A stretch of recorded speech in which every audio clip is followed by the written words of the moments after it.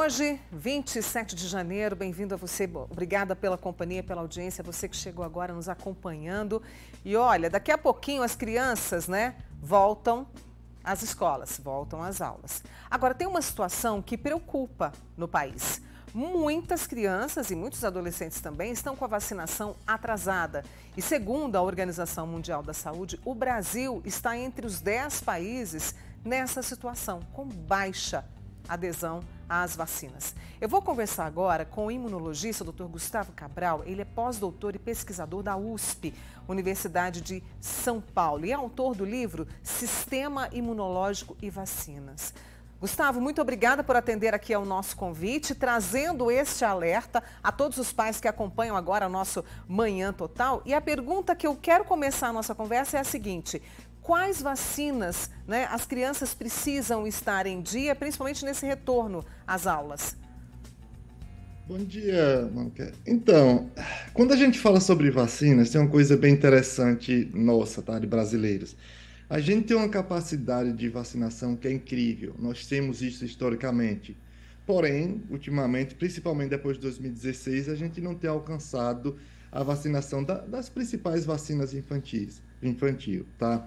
Olha só, uma coisa que é interessante para quem está nos acompanhando saber, assim que você vai a um posto de saúde, você vai receber uma listazinha, sabe, de vacinas que nos ajuda a controlar, manter em controle aquelas doenças, desde poliomielite, sabe, a BCG, hepatite A, hepatite B, sabe, que você vai ter o acesso para se vacinar, para imunizar, e vai nos ajudar a controlar doenças que têm causado problemas, sabe, desde a década de 70, 80, 90, e que nós conseguimos controlar.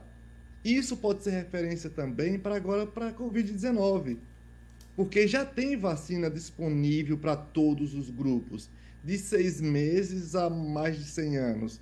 Então, a gente precisa estar com todas as vacinas disponíveis para o seu filho, para a sua filha, de acordo com a sua idade atualizada.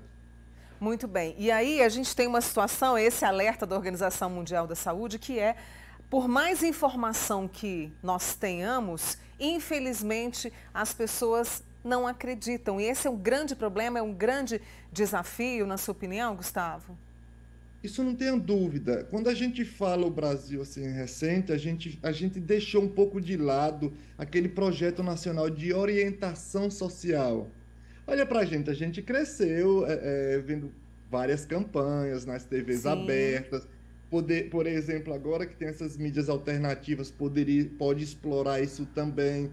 Nós crescemos, mano, ouvindo falar, olha, se você é adulto e vacinado, você tem responsabilidade, porque isso é de conhecimento popular que a vacina protege.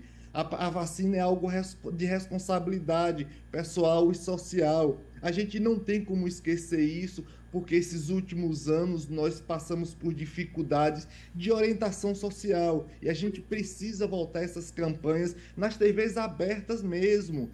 Estou falando, não é um grupo ou outro, em todos os canais. E aproveitar a mídia, e aproveitar essa mídia alternativa também, para nos ajudar. A gente não pode esquecer isso de forma alguma. Caso contrário, esse movimento anti-vacina, o negacionismo, vai crescer mais e mais, porque esse é o grande problema. Se a gente não atua, se a gente não trabalha, esses grupos vão crescer. E esses grupos estão aí para interesse pessoal, não para interesse coletivo. Interesse coletivo mesmo é vacinação em todo mundo.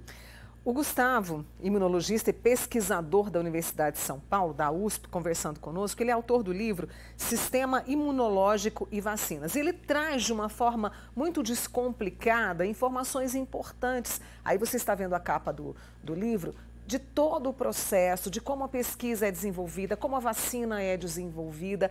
E nesse livro você traz também, Gustavo, nessa linguagem muito simples, a questão até da expectativa de vida, da longevidade, que tem muito a ver também com essa proteção das vacinas.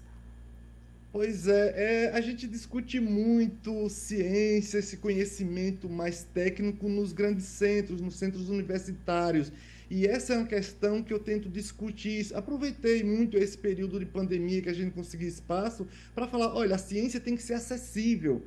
E a acessibilidade é descomplicar a linguagem, é você falar simples. Se nós falarmos um cientifiquês, só a nossa linguagem, vai ficar apenas nos centros acadêmicos. Então a gente precisa traduzir, a gente precisa simplificar. Porque a ciência é nosso dia a dia, a gente está falando sobre imunização. Imunização, quem não conhece de vacina ou algo assim? E falar de vacina precisa entender nosso sistema imunológico.